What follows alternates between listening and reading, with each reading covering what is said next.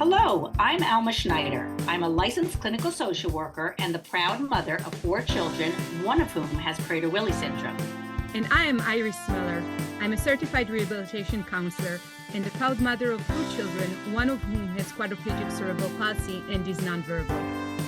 In this podcast, we discuss the uncensored truth about raising children with disabilities. Prepare to laugh, cry, and hopefully learn something new. This is Two Moms, No Fluff. Hello, everyone, and welcome to Two Moms, No Fluff, the podcast in which we discuss the uncensored truth about raising children with disabilities. Welcome. If you are a veteran to our podcast, welcome back. And if you're new, we're so glad you're here. I'm Alma Schneider, and this is my partner, Iris Meller. And Iris, would you like to tell us what we are going to be discussing today? Yes, Alma, thank you for introducing me. I think that as we're both kind of cooped in our office spaces at home, today we are going to talk about being out in nature, especially about being out in nature with our children with disabilities and why this is so important. So, Alma, do you want to start and share your thoughts about being out in nature? Yes, absolutely. And I think for everyone, I think we can all agree that being out in nature is something that's really important for everyone, but especially for people who have certain disabilities. So, the first one I'd like to discuss is that it improves mental and physical health. Obviously, if you are not limited in some way physically, running around is good for your health. Walking is good for your health. And even if you're in a manual wheelchair, I would dare to say that moving your arms and using a regular wheelchair, Iris, you can speak to this a little bit more, but that is a form of exercise as well. And for mental health, there are many studies showing that being out in nature and listening to the sounds, the birds, the crackling of the leaves are all things that can bring some peace, so to calm the mind for again for anyone, but especially for people who might have some challenges in that area. Yes, I can say to that as a parent, just raising my kids in a New Jersey apartment would feel sometimes as if we were all climbing the walls, just being indoors and climbing the walls. I'm including my child with quad CP in that phrase because it was just too much of being indoors. And there is something so interesting to see how the mood shifts and changes once you let kids out of the house. And being out in nature can be as simple as going to a public park and just being able to just be on the grass and see the trees and look at the leaves kind of blowing in the wind, or all the way into going to true nature reserves. And I think that the benefit of the outdoors can be apparent within minutes of arriving there. And I know you have more to say about how the research backs it up, but my own personal testimony, I think, is something that many parents can empathize with and feel it as well. Yeah, absolutely. And it's also, I remember reading that when you see the sunlight through the trees, the sunlight, it sort of mimics EMDR, which helps people reduce traumatic thoughts and memories. So there's a lot to be said for being outside. And it's really easy, especially when we have children who have challenging behaviors or are hard to get out of the house. It's sometimes we feel like it's easier to just hang around in the house and just be contained in there, put the TV on. But if we can make that extra push to get outside, it really can benefit everyone's mood and their physical health. Something else that I wanted to point out was that being in nature also can give kids a sense of independence. If you're cooped up, as you mentioned, in a New Jersey or an apartment somewhere else or a house somewhere, when you're outside and you're in a contained, safe area outside, kids can explore on their own, even if they're not, sitting right by an adult.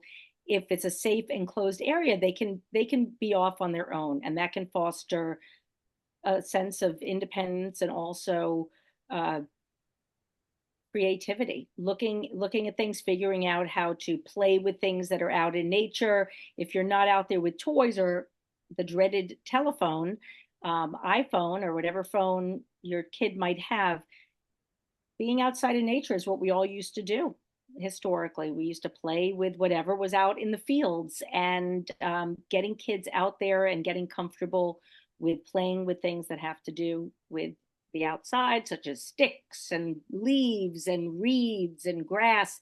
And I just came back from a week long camp experience, and there's so many activities that never would have crossed my mind that one can do outside. And it's just a beautiful thing that we've really removed ourselves from.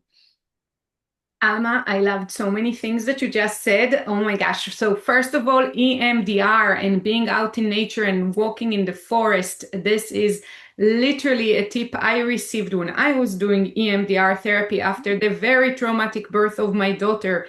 And the effect of that transition between the light and shade, it really does wonders for someone who just is kind of trapped in their thoughts. And when the thoughts are, again, very painful, this is really helpful. So, highly recommend that. If you have young babies, I can highly recommend the Bob stroller that is so easy to navigate, even on hard terrains like that. And we use that as a wheelchair for as long as we could. And when my daughter outgrew it, it's kind of funny to me that no wheelchair can compete with that Bob stroller. But that's a side note. And Yeah. I wanted to say that some of the games and fun times that you mentioned in the forest is something that has now become a real movement in the homeschooling and unschooling community. There's the concept that is called a forest school. And Mm-hmm. what is the forest school? It's basically a bunch of families meeting together in the forest and letting the kids explore and play on their own. And this is so wonderful and interesting how many creative ideas and games can kids naturally create just by being out in nature. And now I would kind of take maybe a step back about this statement about being out in nature, because we had to stop attending the forest school because of challenges with accessibility.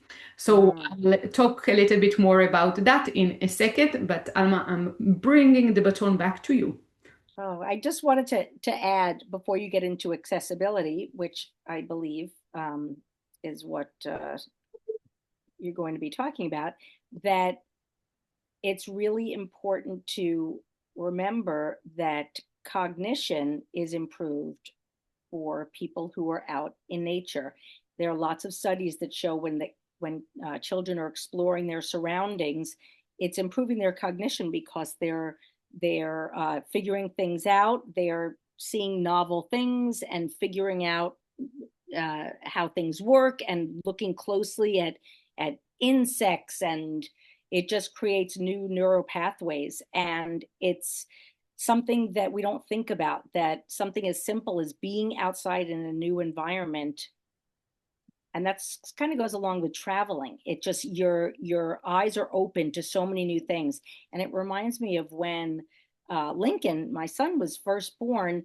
The doctors told us how important it was to have him on growth hormone for his cognition, and we were wondering why that is. And the reason is because people who have Prader-Willi syndrome have very low muscle tone, and it's hard for them to explore their environments. So once they are given growth hormone and they build their muscle mass, they are able to uh, navigate their environment a lot more and a lot sooner than had they not had the growth hormone to allow them to have that physical strength. Having the ability to move around more and have that physical motion allows them to explore their environment, which in turn can help improve their cognition. So it's kind of a similar concept to being out in nature. Yes, that's so interesting. I want to say something about the situations in which someone is limited in how they can connect with nature because of a physical disability. I know my daughter would love to hug a tree, but the way that she's seated in a wheelchair makes it nearly impossible to facilitate that, especially because of the, I guess, all of the abnormal movement that makes it hard to help her do that. But for all that I can say about accessibility, nature is a little bit rough, a rough terrain to navigate for many wheelchair users.